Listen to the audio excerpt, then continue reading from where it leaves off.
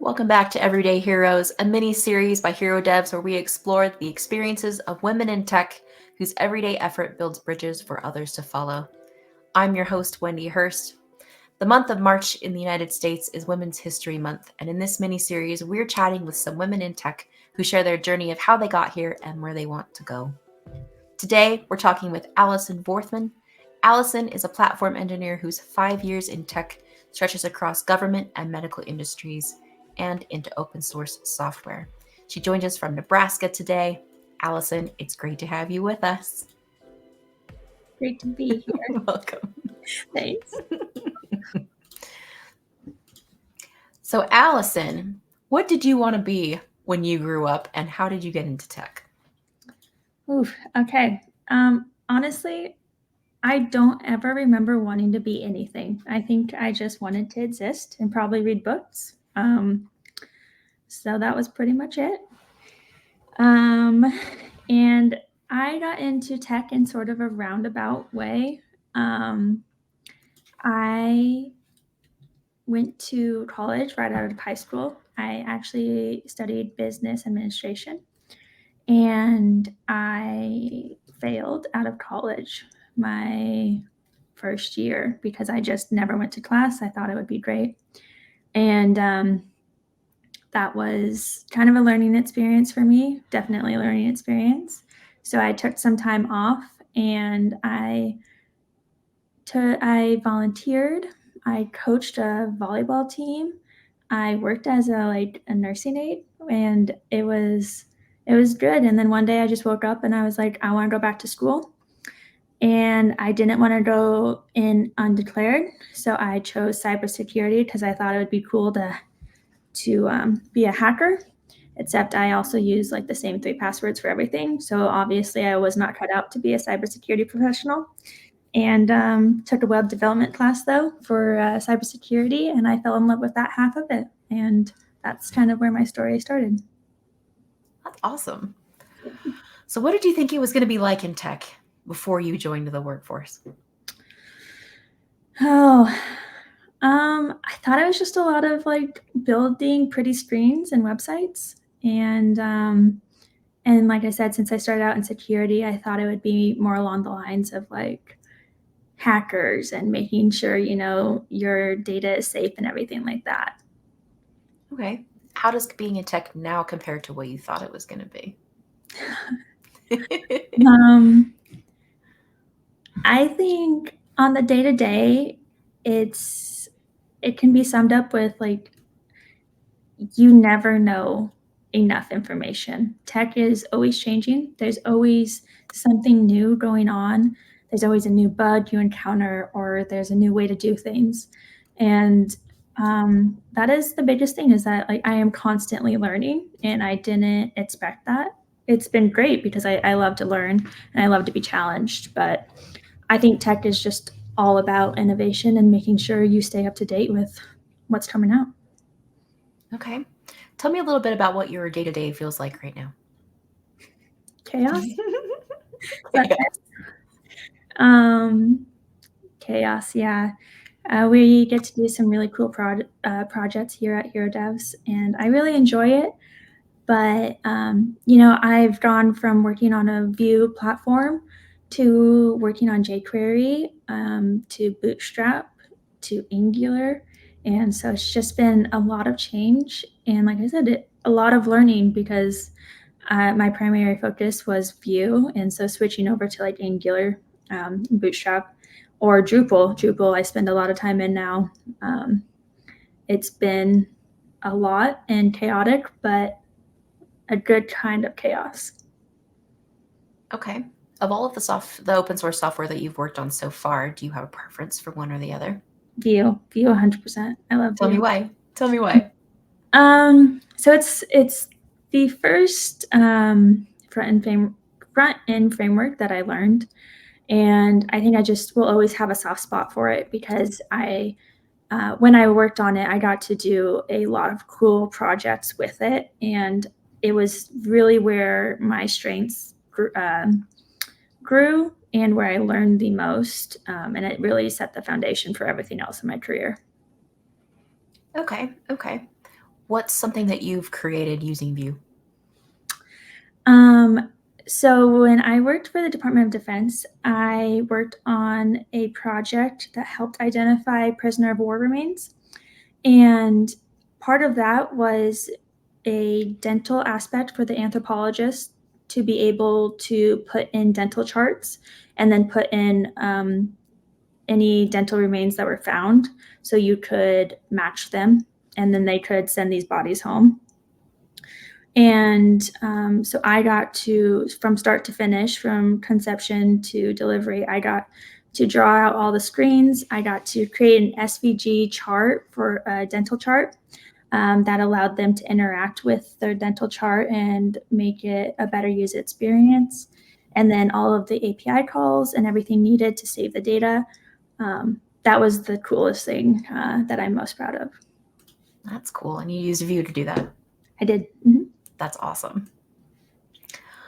Are there any other applications that you've created or helped work on that you also liked?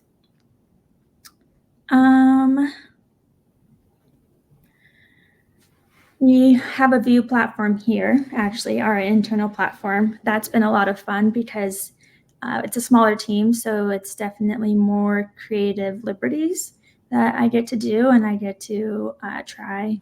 So that's been a lot of fun as well. Okay. Well, as we know from experience, personal experience, just noticing, women are definitely the minority in tech. So I kind of want to feel out maybe a time or experience that you noticed the difference between being a man or a woman in this kind of industry and workplace. So mine actually started out when I was still in school, when I didn't even really understand what being in tech meant. I was sitting in a tech class and the professor asked me a question. Well, he asked the class a question and I raised my hand and I answered.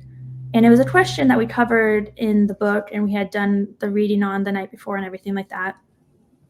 And it was a tech question and I answered it and I answered it correctly. And the guy sitting across from me, he looked at me and he was like, "How did you know that answer?" And I was like, "Well, it was in the reading." He's like, "Yeah, but how did you know it?" And I was just like, it was in the reading. Like, I don't know. And it wasn't until looking back on it that I was like, yeah. And I had more problems with him throughout the course of the semester, but it was just like, okay, you just don't expect me to be able to keep up or understand the answer as well. So that was kind of my first taste of it. And it's not the best. I think it's normal to feel disappointed by that. My goodness. So that was in school. Mm-hmm. Did you feel like when you were in school, you were supported to join the tech community? Luckily, yes. So at the time that I was in school, my college was doing they had a ACMW, which is Association for Computing Machinery Women club. And they actually had a very big following. I think there were like 20 of us. It was all the girls in the college at the time joining this club. And it was good. It was a great environment to be a part of. And so I did feel a lot of support when I was in college, luckily. That's great. How about in the workplace? Have you ever encountered a situation that you felt either positively or negatively influenced your career just because you identify as a woman?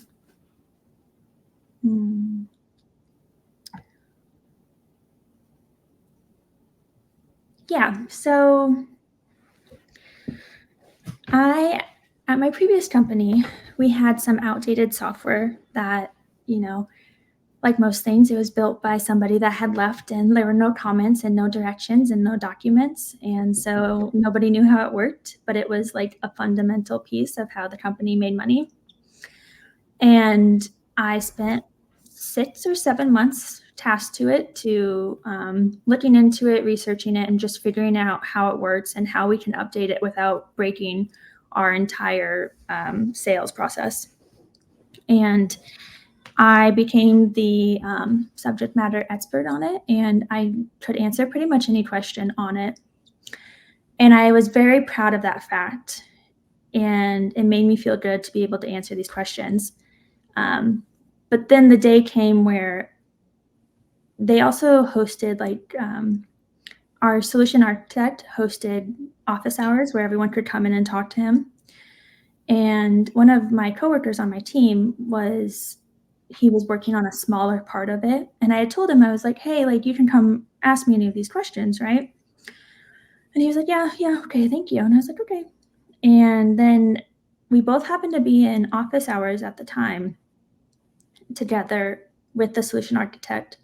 And it was just 3 of us. And he started asking his questions to the architect. And even though I was in the room and everyone kind of acknowledged that I was the person to ask. And so what ended up happening was that he would ask the architect. The architect would give his best answer, but then he'd be like, well, but Allison can correct me on this. And it went on that for like 4 or 5 questions. And each time he asked the architect referred back to me, and then I answered. And it was just such an odd moment, but I took it and I was like, you know what? This is where really dedicating myself to my work and making sure I own everything has come in handy, because it made me feel proud that even though I was obviously experiencing a little bit of sexism, the architect acknowledged and respected what I had worked on, and that made me feel better. And it was good in a roundabout way. Yeah. That makes sense. That makes sense.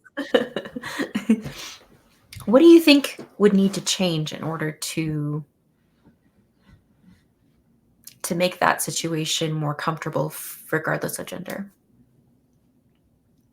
What do you mean?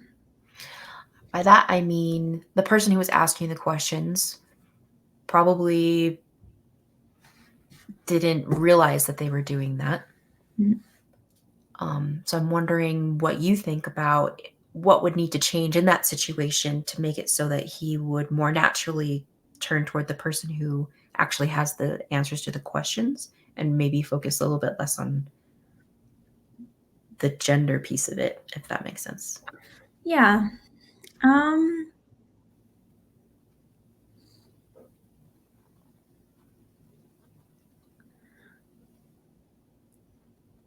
Honestly, I think sometimes in tech, there is this stigma that, well, not stigma, but there is this understanding that, people who have been in tech for a long time know all of the answers and always know best. And here's the thing, like, I work with some very smart people, but they sometimes don't know the answers. And they have me beat in my career by a lot of years, but even they have to look things up. And I think sometimes we in tech just need to take a minute and be like, again, tech is always changing. They have to stay up to date just like we have to stay up to date. And so I think in that moment, he just needed to understand that, yeah, just because this guy had 15 years of experience on me doesn't mean that he is the expert just because he's been in it longer, because he actually had never even worked on the software. Software is such a so individualized from piece to piece that there's no way that you can just look at something and be like, yeah, I know everything about this. You have to work in it, you have to be in it. And I think that's the thing. I think someone who has been in it for a year can know the same amount about a certain thing that someone who has been in it their entire career can know. That makes sense. More experience doesn't mean knowing all the answers. I like that perspective. That's really helpful. Well, experience sometimes can mean mentoring and training and sharing information with other people. and mentorship can definitely directly affect career paths. Can you talk about a time maybe when the absence or presence of female mentorship made a difference in your professional life? Yeah, so I actually I did an internship with a very big company once, and they themselves still did not have a lot of women in these roles, but one of the vice presidents of the, I think, like technology division. It was one of those huge companies, so they have 10 million, right? Right. I got to interact with her, and as an intern, which was like kind of crazy, and I felt very special, but she set up time for us to meet. And she gave me some of the best advice that I've ever heard as a woman in tech. And that is probably one of the most positive experiences I've had with a woman mentor in my career. Okay. Do you think that the advice that she gave you could help other people too? Like, are you willing to share that advice, or was it more specific to what you were doing? I do think it is applicable. So she gave me a lot of advice, but the one that really stuck was that, like, as a woman in tech, don't volunteer to take notes. And that might seem simple, and you might be like, well, what's going on? And especially for me, like, I always want to help out and I always want to volunteer. And she was like, if you volunteer to take notes, you will always be looked at as the de facto note taker. And that is not your role. Like, you are not there to take notes for everybody and make sure everyone pays attention and gets the information. Like, you are there to be part of the conversation, not just to listen to everyone else. And so that is, to this day, like, unless I have a very firm standing and know where I am with my coworkers, I will not volunteer to take notes for anybody. I've never heard that advice before. So my background is in project management. So my job actually is to take notes. So no one's ever given me that advice before, but I could see how that's valuable for your role. Yeah. Have you been in a situation where someone asked you to take notes and you just preferred to decline? I did. So I was on a team with 3 men, and we were still, like, setting things up, and we were, like, assigning out roles, and, like, the thing was is, like, growing pains, right? Like, we were a small team, somebody needed to take these roles, right? But all the 3 men got technical roles, and I got scrum master, and I'm not a scrum master, and I felt that it was unfair that these 3 men got technical roles and responsibilities when I was set to set up meetings and set up the notes for the meetings and all of that. And I just went and I talked to the lead, and it was a very good conversation. And he was just like, I didn't see it that way. And I hope you know that, like, it was just an oversight on my part. And I did not feel any malice from him. And so, like, it was just something that we just talked through, and then we went through. And then we made it a group effort to set up meetings and take notes and everything like that. Interesting. Yeah. Okay. So you shared some good advice that you got from a mentor of yours. What's a piece of advice that you would give to women who want to get into tech?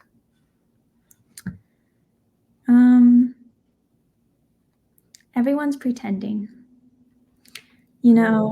Imposter syndrome is a very big thing in tech, and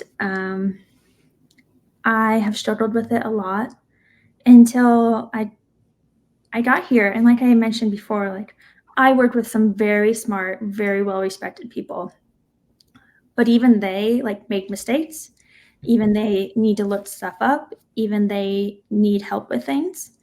And I have been working on the platform, and a few months ago, one of my coworkers, who I think has been doing this longer than I've been alive, needed help with the platform, and I answered his question. And I was just like, again, just because he has more experience does not mean that he knew what was needed and I had that answer.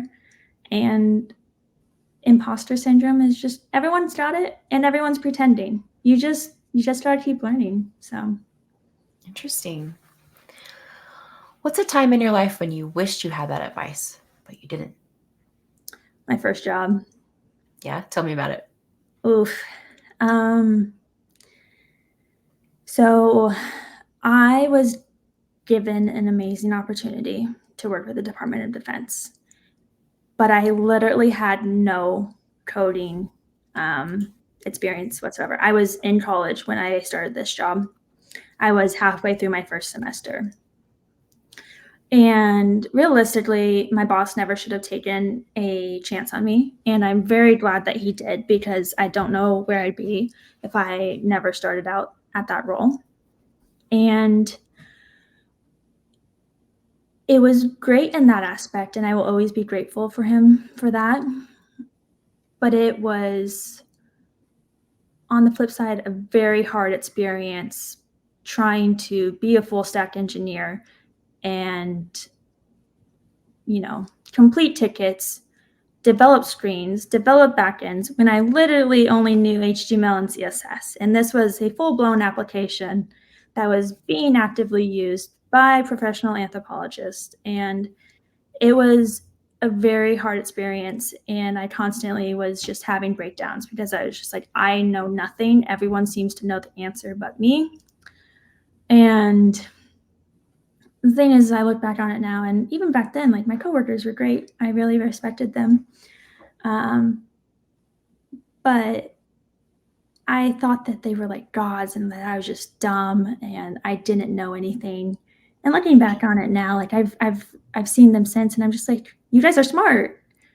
But it was not that like crazy level where I was just so dumb. I just didn't know any better. I thought everyone should know these things, and I was just so behind on the curve. So Interesting. Thank you for sharing that. So now that you have all of this experience, you have a lot of experience in open source. Kind of the sky's the limit seems like it is for you. What yeah. do you want to do next? I want to get my law degree focused in cybersecurity, and I want to be a CTO. Nice. Even though I just admitted on this podcast that I keep the 3 same passwords, so maybe, might hurt my chances, but well, out of 4th, it's fine. yeah. In the rotation. Yeah. Nobody will guess it. Okay. So of those goals, law school, being a CTO, what could prevent you from reaching your goal? What are some obstacles that you face? Oof. I wouldn't want to take time off, so I'd be trying to go to law school and working full time. And I am, for better or worse, my self-worth is occasionally tied to how well I do at my job. And so I feel like if I let that slip, the same for school, I have to get good grades. So I feel like if I let either of those slip slightly, it would probably send me spiraling. So that would be something I don't know how I'm going to accomplish quite yet. But, we're going to wing it. Wing it. Everyone's pretending, Allison. Exactly. We all get it. Everyone's pretending. Nothing really matters until you get done. So it's fine. Oh, that's great. Well, thank you for being vulnerable and for chatting and for just being willing to share your experience and your advice. I hope you have a good day, and thanks for being on our podcast. Thanks, Wendy. All right. Bye-bye. Bye.